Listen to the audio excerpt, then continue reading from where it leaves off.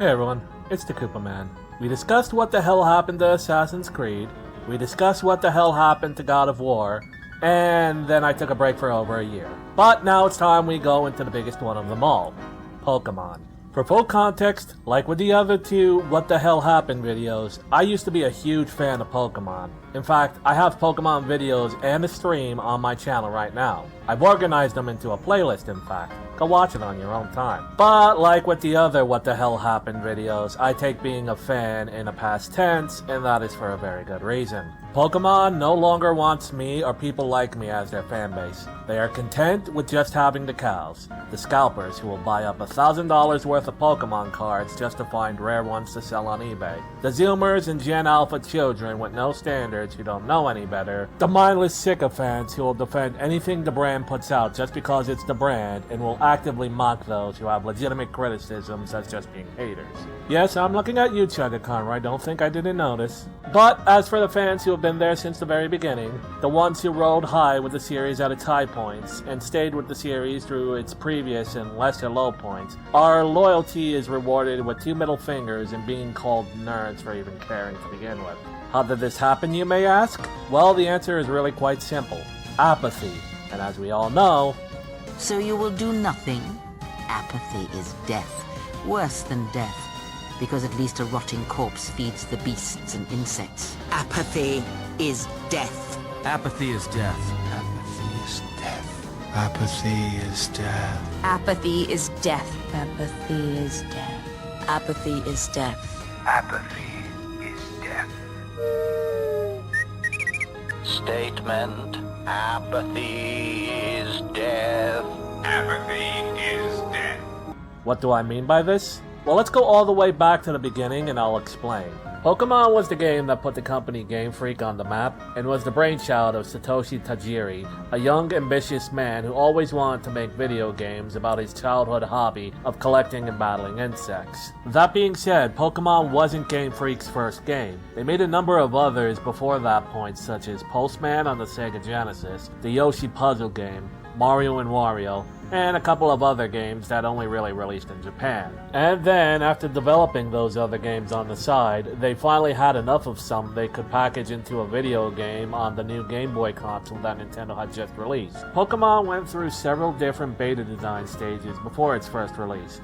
There were different design concepts, completely different creatures, the ability to buy Pokémon from the store, and over 200 actually designed Pokémon, most of which didn't make it into the final cut. You can read about most of what was altered, cut, or removed, or even left in the writing room on websites like the Cutting Room Floor, which are sites, forums, and communities dedicated to beta elements in video games. Needless to say though, the alpha and beta versions of Red and Green are quite something else entirely. And why shouldn't they have been? This was Satoshi Tajiri's passion project. This was the game he always wanted to make since he was a young boy. It was the whole reason he joined the video game industry to begin with. Heck, I can probably imagine it's what got him out of bed every morning. Then the games came out, Pokémon Red and Green in Japan, and later Pokémon Red and Blue internationally, based on a version 1.1 release of Japanese Pokémon Blue's designs and code, a game exclusive to a magazine subscription. That isn't to say the games were perfect. Far from it. With how many glitches and bugs were in the game, you'd think they were stitched together with bubblegum and scotch tape and God's grace alone. In fact, it's technically impossible to go through the game without running into at least one bug or glitch. Even the intro sequence has one. But that didn't matter because underneath all the save corrupting glitches, missing no item duplications, glitch city corruption maps, and invisible PCs was a burning passion to make a game that others could enjoy. That's what made Pokémon as popular as it was, despite its numerous flaws. That and, well, the merchandising certainly helped. But Yogan, what is this place? What is it that you do here? Merchandising. Merchandising? What's that? Merchandising. Come, I'll show you. Open up this door.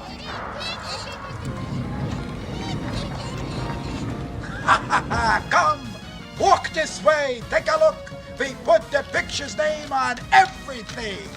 Merchandising, merchandising, where the real money from the movie is made. Spaceballs the t-shirt, Spaceballs the coloring book, Spaceballs the lunchbox, Spaceballs the breakfast cereal, Spaceballs the flamethrower. The kids love this one. Last but not least, face falls the dough? Me. May the Schwartz be with you.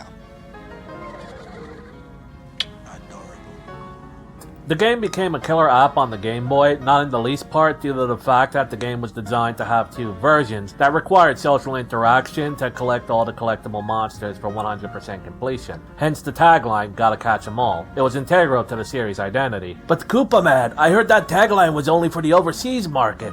Yes, Gonzalez, that's true. But you know what? That doesn't matter. 100% completion of the game was always about completing the Pokédex for Professor Oak. That was always the primary quest of the game, even before the Pokemon gyms, Team Rocket, and the Elite Four were even introduced. Therefore, it can be said that collecting creatures was an integral part of this creature collecting RPG. Funny that. But regardless, the massive success of Pokemon caused Game Freak and Nintendo to form Creatures Inc., which would be the brand managers of the franchise, and this led to the creation of various spin-offs, adaptations such as the anime and various mangas, and eventually, sequels. First, there was Pokemon Gold and Silver, which added 100 additional Pokemon, 8 additional gyms, and a whole new region of Johto located conveniently next to the original world map of Kanto. It would introduce things like the mascot legendary Pokemon, more emphasis on storytelling, more developed characters, breeding Pokemon to make babies, alternate colored shiny Pokemon, and so on. You could even hook up to the previous games of Pokemon Red, Blue, Green, and Yellow with a feature known as the Time Capsule, rendering some Pokemon only accessible through an old save bonus from the original games. Then when the hardware evolved from the Game Boy Color to the Game Boy Advance and it came time to develop even more sequels for that platform, it became a bit difficult to keep that Time Capsule feature. Regardless, they still programmed all the first 251 Pokemon into the games anyway, even if they weren't all legitimately attainable in the new titles of Pokemon Ruby and Sapphire. This was because they also had plans to make them available through spin-offs like Pokemon Colosseum and Pokemon XD Gale of Darkness, which were being developed by another team, as well as through the remakes of Red and Green called Fire Red and Leaf Green that would have updated graphics and implement the new EV and IV system that was developed for Ruby and Sapphire, as well as all the other things that Ruby and Sapphire introduced, such as abilities, double battles, and so on, all things that made the games far more competitive. It was after this point, when the series had a stable fan base and a lot of the trend chasers left, where the series creator Satoshi Tajiri moved from being the director of the games to being a mere executive producer. He still had a role, don't get me wrong, and still does to this day, but it's a far lesser one than when he first worked on Red and Green. As such, the transition to the DS titles, Diamond and Pearl, was a bit more humble. Still, it managed to get its own fans, especially in Japan, now called the Daipa Babies. And it introduced some of the earliest 3D assets into the series, as well as a few more changes to how game mechanics work to streamline things even further, like the physical special split. This was also the first time the games were able to connect online via the DS's Wi-Fi adapter to battle and trade with anyone around the world, which has been a major boom for connecting the fanbase together. Through 4 generations, Pokemon was able to still keep it together. This was in spite of the games not really improving its coding since the start. There were still massive glitches and programming oversights, but because there was still passion, nobody seemed to care. The developers enjoyed making the games, and the fans enjoyed playing them. But it was this generation where things started to come apart at the seams. Remember when I mentioned online battling? Well, this is what caused the Pokemon competitive scene to come into being. And with the very competitive video game scene, you had a lot of competitive tryhards who ruined it for everyone. As we discussed in the Stop Having Fun Guys video, these tryhards hung out on a forum known as Smogon, and they were really insistent on people only playing the games their way.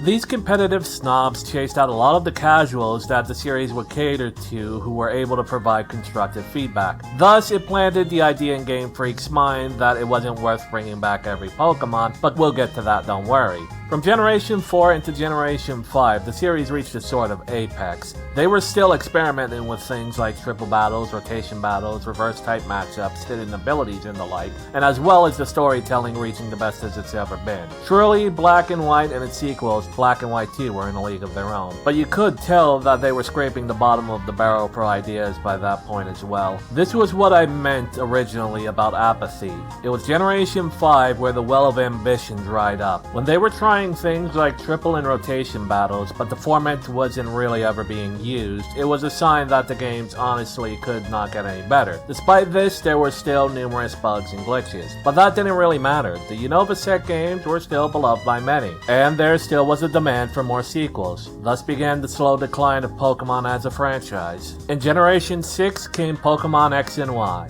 Okay, yes, it sounds like they ran out of name ideas, but it was actually a clever play on the X and Y axis, as these were the first mainline games with fully 3D models rather than sprites. It is believed they were working on a Z bonus game, which was never released, but regardless, X and Y introduced the feature of Mega Evolutions, which made fan-favorite Pokemon stronger and gave some less than stellar Pokemon a competitive edge, and it's a feature that was quite beloved by the fanbase. The thing is, though, that didn't help the games all that much because the story felt disjointed, like they had a whole bunch of ideas they jumbled together, but no clear cohesion to any of it. And this was also the generation that introduced the fewest Pokemon. To say the story of the Kalos games was weak is putting it mildly. There is a good reason why people who think back positively to this generation think back more towards the remakes of Ruby and Sapphire, Omega Ruby and Alpha Sapphire, which had a much better story than they do for X and Y. Still, the story wasn't everything, and what it lacked in that department it made up for in its mechanics, and while the 3D visuals weren't that impressive, they got better in Generation 7 for Sun and Moon.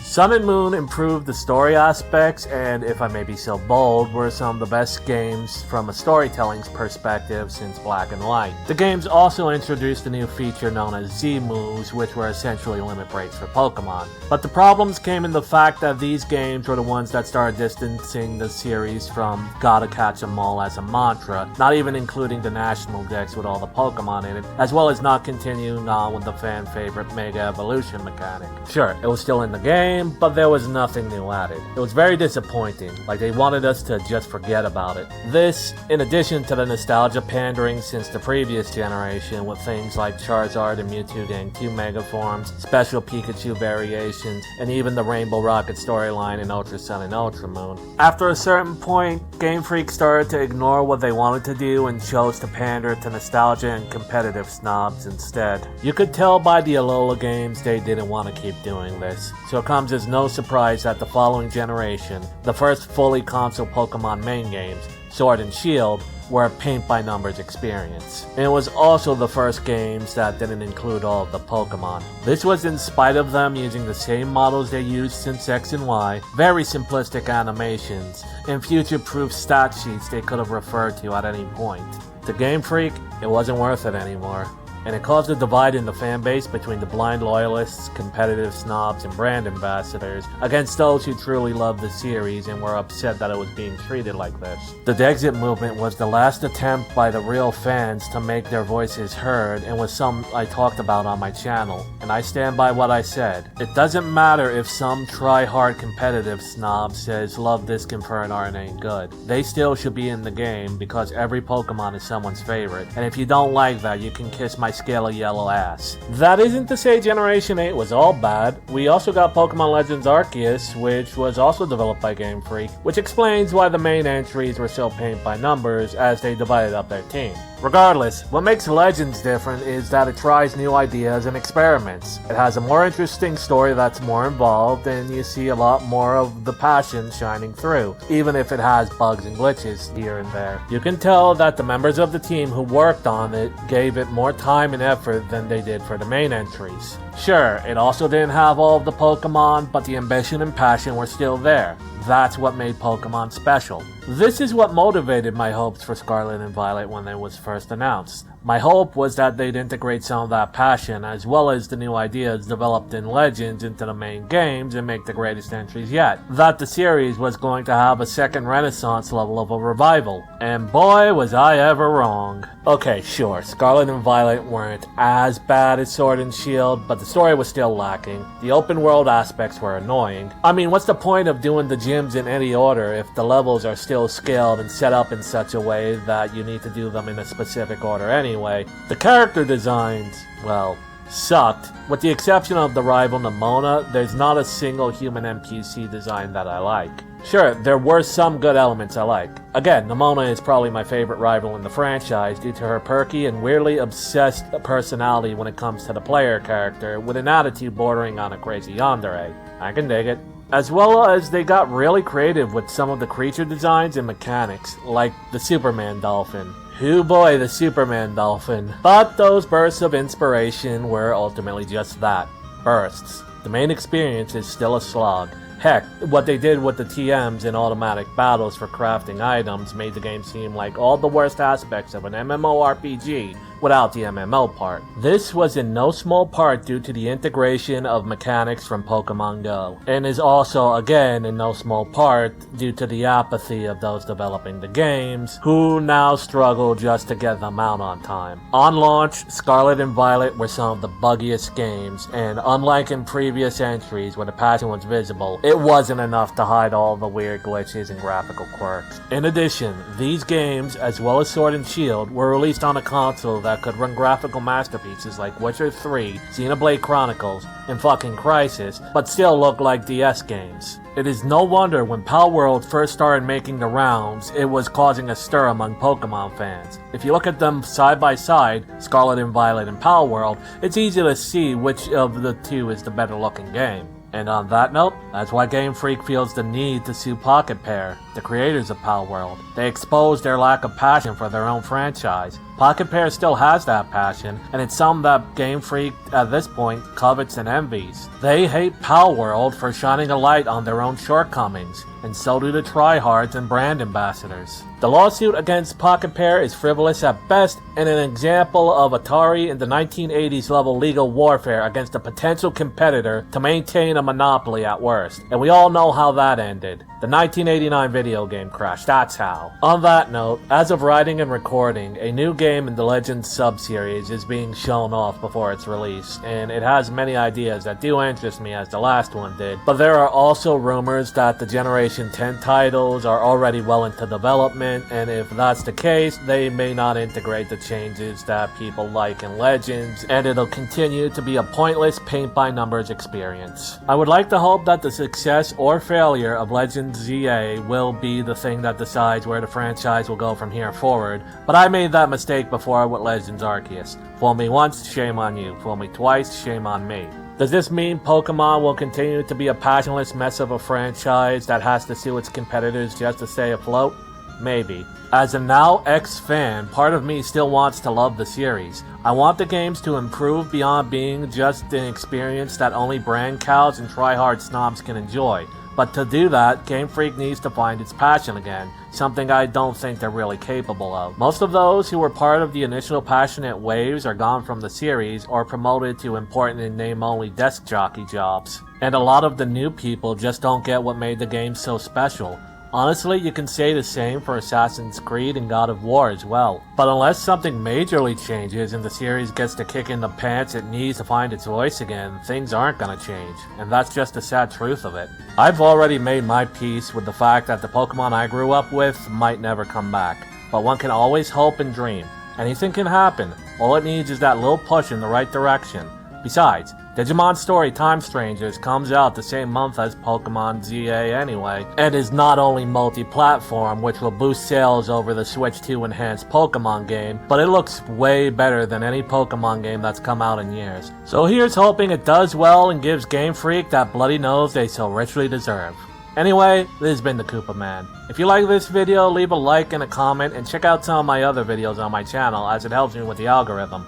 If you too are a Pokemon fan who was burned by the franchise's current apathetic direction, feel free to talk about it in the comments, as I'd love to hear your guys' opinion on the matter. And as always, until next time, game on.